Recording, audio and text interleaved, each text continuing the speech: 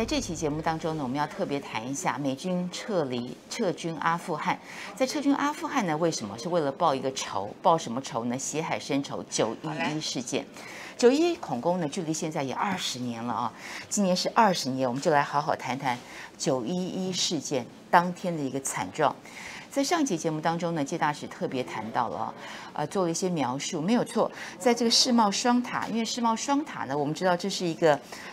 日裔美国人的这个建筑师所建造的，在当初一盖好之后呢，它是全世界的最高楼，就立刻成为美国的地标，是当时世界上最摩登大概也相当于我们台北的101大楼里面有很多金融中心啊，你看到都是穿着非常非常时尚的男女啊，金融新贵啊，都是这种很漂亮的人，很高档的在里面上班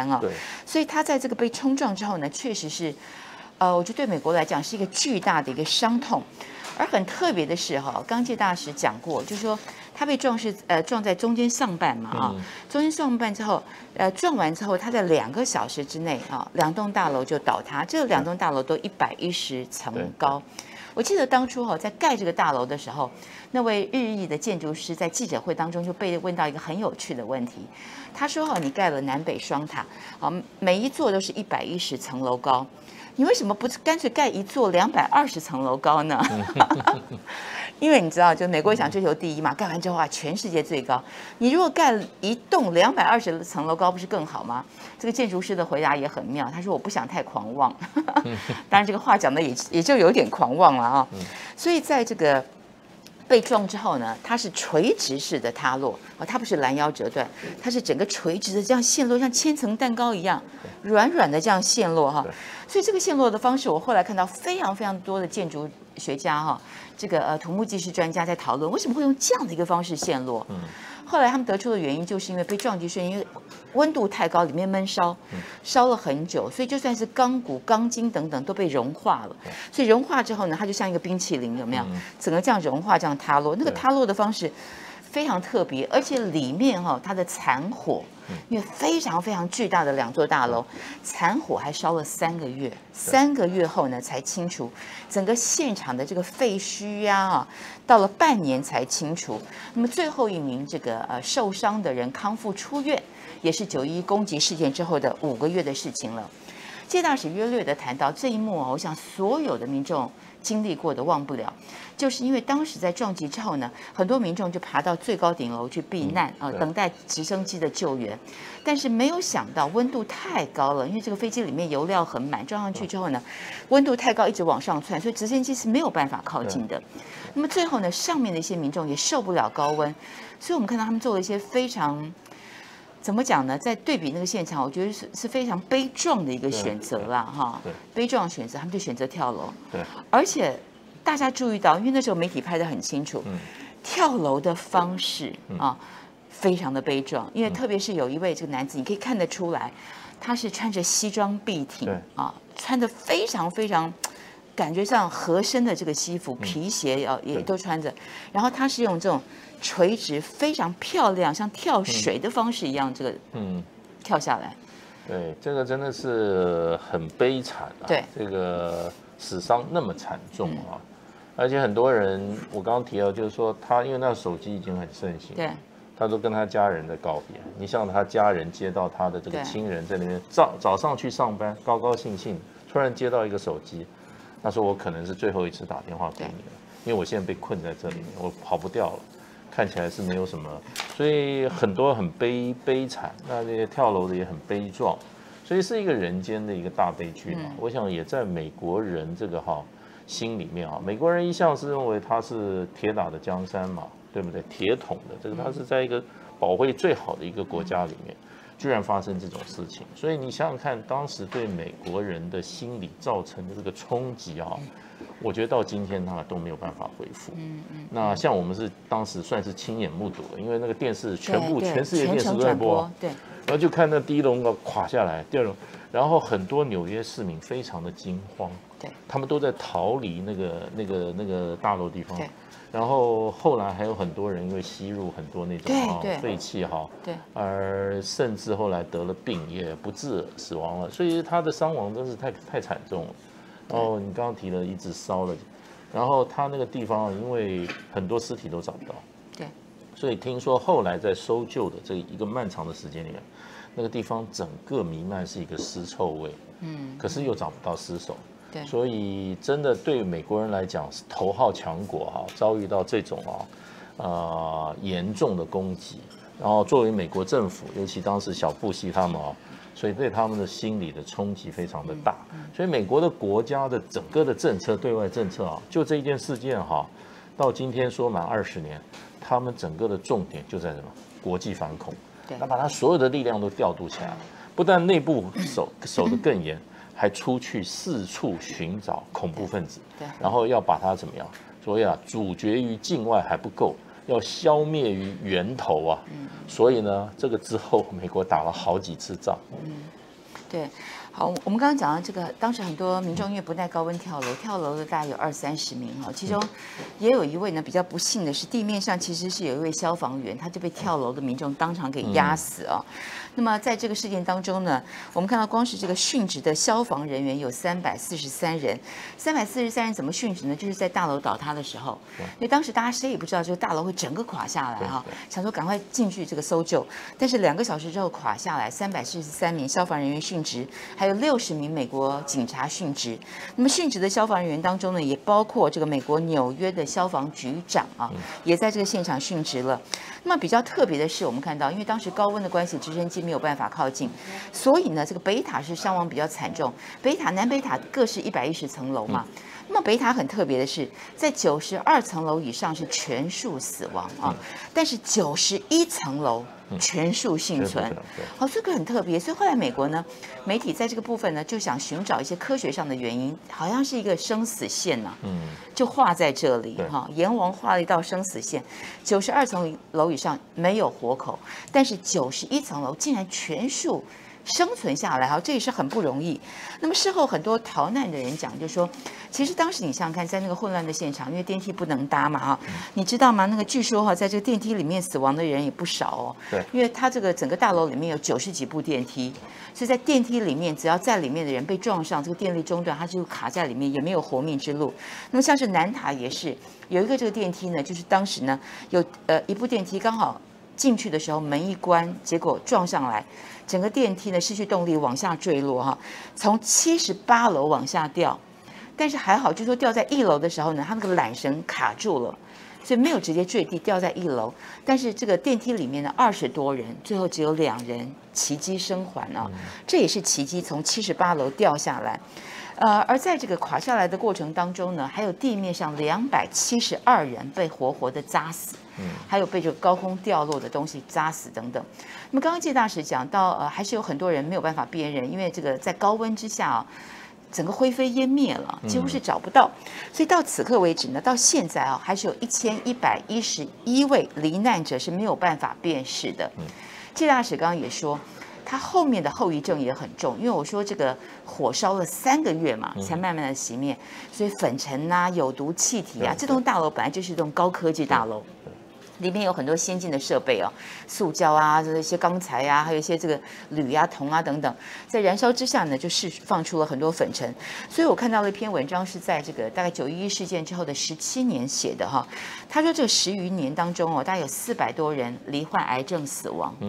那美国政府呢也进行了一些治疗也弄了一些基金给大家等等那么这个过程里面也出现了不少的奇迹，像是有位民众呢，他是被活埋27小时之后呢，顺利救出，仍然奇迹生还所以我描述的这些，大家就知道当时的这个情况有多么惨烈。我想请教一下介大使的是，911事件之后，确实美国改变了，我觉得这个世界也改变了，变得大家比较没有再像以前那么互相的信任你来看看这个事情带给美国最大的创伤，还有带给美国最大的影响是什么？最大的影响就是美国开始重新定义谁是他的敌人，谁是他的朋友。那就是说，他的敌人就变成非常清楚，都在中东。那中东是恐怖分子的发源地。然后美国人做事很彻底，我刚刚就讲，不只是阻绝于境外，他要消灭于源头然后他就把他的整个国际的所谓的朋友跟敌人做了重新的划分。所以很多国家在这个时候就变成跟美国是合作的。本来美国要修理的，变成他要合作的。那其中一个就是中国大陆。大陆本来大家都讲，因为那个时候已经有这个军机擦撞事件。对，小布希是所谓的在美国来讲，他叫所谓的新左派、新保守主义。他下面用的人都是这些人是非常好战的。那就是说，美国就是说不断的在找寻敌人的。苏联已经垮台了，所以大家都认为那时候中国大陆可能要面临美国一种另外一个态度，因为那个时候离1979年跟中国大陆建交也过了差不多20年了，所以美国在转变政策。可是这一个9·11事变呢，一转了以后呢，美国跟中国大陆变成盟友了，美国就需要中国大陆合作，一起在他全世界找寻恐怖分子恐怖国家，他已经不是恐怖分子、恐怖团体、恐怖国家，要去修理他了。所以我觉得这最大的转变，对世界来转变，就是说，美国的朋友跟敌人就重新划分了。那有一个例子就讲，这个东伊运，也就是中国大陆这个在新疆的这些分离主义。那么过去，美国在这个上面是模糊的。美国过去一直，比如说西藏是甚至这个新疆有分离主义运动都有美国的影子。可是这个事件之后呢，美国又把东伊运把它视为国际恐怖组织，因为他们在这个中东的战场上抓了一些恐怖分子发觉是从中国大陆新疆来的这些极端的这个伊斯兰主义者的所以事实上你就看了，就是说美国的这个朋友敌人一变很多国家的这个怎么讲呢？它面临的状况也不一样。那有几个国家被灭掉了，伊拉克被灭了，对，那利比亚现在是失败国家，也被灭了，对不对？然后叙利亚大概也差不多了，还有一个就是今天我们要谈的这个阿富汗，你算出来这个国家被他灭掉了不少所以美国事实上某种程度上也不是那么好惹，你惹到他他也算了20年的账也让我刚刚说那些国家。不是总统被吊死，对不对？2个总统被吊死嘛，这个利比亚跟这个伊拉克，然后叙利亚现在打得一片残破嘛，然后阿富汗的话，只是说他掉到那个帝国坟场，也变成在那个坟场里面又滑铁卢一次。对。不过就是说，过去20年，你要说美国整个它的国际关系的组织就是修理恐怖组织，把恐怖组织追到天涯海角，他要把它怎样？他要把它杀之以泄愤吧。好，在9·11的罹难者当中呢，大概有21名是华人其中也有7名是这个台湾人。那么我继续想请教介大使的是，当然这个阿富汗战争就视为是这个美国复仇计划的一部分只是没有想到这20年来的复仇呢，感觉上是损人不利己。美国给自己挖了一个大坑，当然也是因为阿富汗，我们看到不管是他们民族性地形气候等等，都非常的独特的一个关系当然对于美国人来讲，这个仇不能不报嘛将近3天桥的宝贵生命，多少的家庭破碎。但是你怎么看待美国人？我讲倒不是美国官员、美国政府，美国人民对复仇这件事情怎么看？这场20年的复仇是不是大家始料未及的？到最后为什么民间撤军的声浪这么高？美国事实上就是说，在战后以后他们从这个民间，他们一直在怎么讲，就是政治教育也就是这个现在叫什么？这个叫认知作战，说美国是世界警察，我是正义之师，对，正义的使者。所以美国2次大战的时候出了不少兵，所以美国人也习惯了。可是，一般美国老百姓都认为是什么？都是正义之师。可是打越战的时候，美国内部就有意见。对，因为打内战的时候，美国已经不是2次大战刚结束的时候那么就是说摧枯拉朽，别人都不是他对手。越战他陷入泥沼以后，就开始反战。可是，在这个之后，美国事实上对外用兵就比较谨慎。可是9·11以后，让美国的老百姓完全支持他的政府，让他去进行了很多战争。对，而且正好又碰到美国一个非常好战的一个总统，就是小布希。他本身是所谓相信我刚刚讲的说新保守主义，这些就是说美国利益高于一切，所有的什么法律哈、建制哈，那个都不能阻挡美国保护自己国家的这个神圣目标。然后他身边用了副总统叫钱尼，对，然后那个 Rumsfeld 就是他的国防部长，所以一群鹰派的，正好碰到911，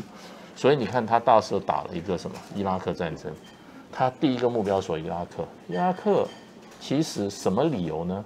就是说，因为他有大规模杀伤性武器，人家说这个理由不太充分啊，你也没有证据啊，所以全世界只有英国跟着他走。对，那个时候欧洲国家，我因为那时候在欧盟啊，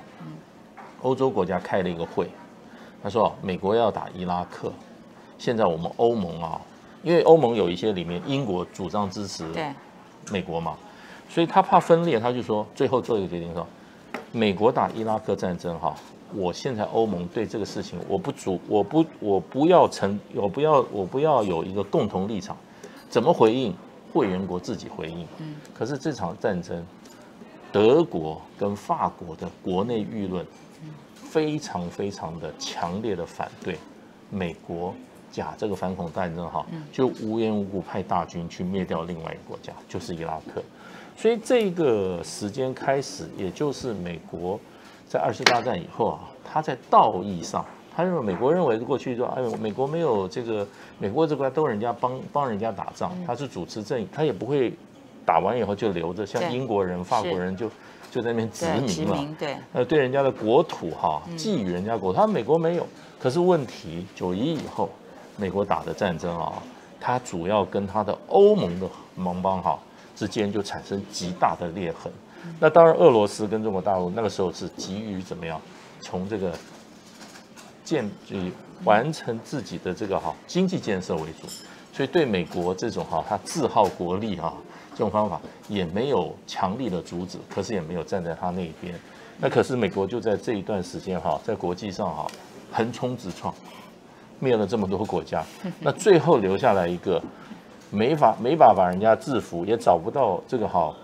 就是说。班师回朝、高奏凯歌的机会就是阿富汗。那没想到又碰到这个拜登这个